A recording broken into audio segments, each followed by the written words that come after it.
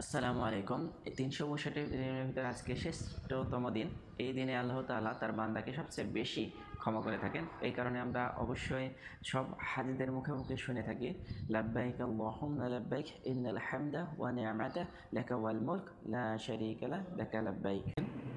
সেটি হচ্ছে যে তালবিয়াটা বলতে হয় প্রতিটা হাজিদেরকে, সেটি আমরা বলে থাকি বা শুনে থাকি, শুনে আসছি, আমরা বলিনি কখনো। যাই হোক, সেটি হচ্ছে লাব্বাইক আল্লাহুম্মা লাব্বাইক ইন্নাল হামদা ওয়া নি'মাতা লাকা ওয়াল মুলক লা শারীকা লাক লাকা লাব্বাইক। তো এর অর্থটা হচ্ছে আমরা কিন্তু বুঝি না। এটি আরবিতে এই তালবিয়াটি প্রতিটি হাজিরাই কিন্তু পড়ে থাকি। তো প্রতিটা হাজিরাই পড়ে থাকে, কিন্তু এই তালবিয়ার যে অর্থটি রয়েছে সেটি কত চমৎকার একটি অর্থ। তা আজকে আমরা এই বিষয় নিয়ে কিছু কথা বলার চেষ্টা করব ইনশাআল্লাহ। লাব্বাইক, আল্লাহ আপনাকে ডাকছেন, এই কারণে আপনি আল্লাহর কাছে লাব্বাইক বলে হাজিরা দিয়েছেন যে আমি আছি। এই কথাগুলো আমরা বলে থাকি, এই কথাগুলোর ভিতর 3টা থিমস রয়েছে। লাব্বাইক আল্লাহুম্মা লাব্বাইক ইন্নাল হামদা ওয়া নি'মাতা লাকা ওয়াল মুলক লা শারীকা লাক লাকা লাব্বাইক। তারপরে আমরা বলে থাকি লাব্বাইক আল্লাহুম্মা লাব্বাইক লা শারীকা লাকা লাব্বাইক। আল্লাহ তাআলার কাছে আমরা দুনিয়াতে চলতে হলে অনেক ভুল করে থাকি, যে ভুলগুলো আমরা দুনিয়াতে অনেকের কাছেই এটি সহজ বিষয় হলেও আল্লাহ তাআলার কাছে খুবই জঘন্যতম বিষয় আল্লাহ তাআলার সাথে কাউকে শরীক করা এবং কারোর সাথে আল্লাহর সাহায্যকারী হিসেবে গণ্য করা।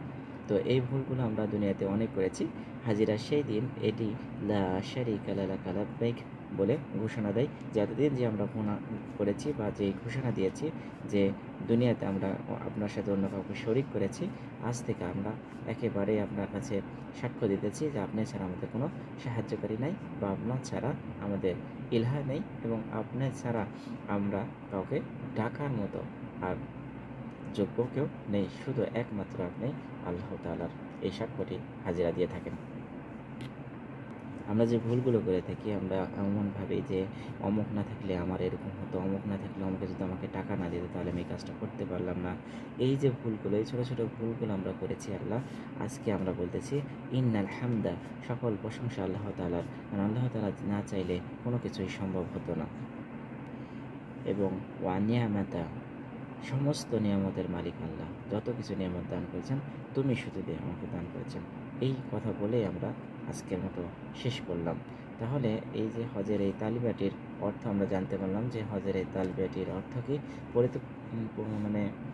পরিপূর্ণভাবে যদি আমরা এই তালবিয়া বুঝতে পারি, তাহলে আমরা যারা হজ করে এসেছে হাজিদেরকে আল্লাহ তাআলা যদি কবুল করে নেয়, তাহলে আর তার জীবনের কোনো গুনাহ সে করবে না।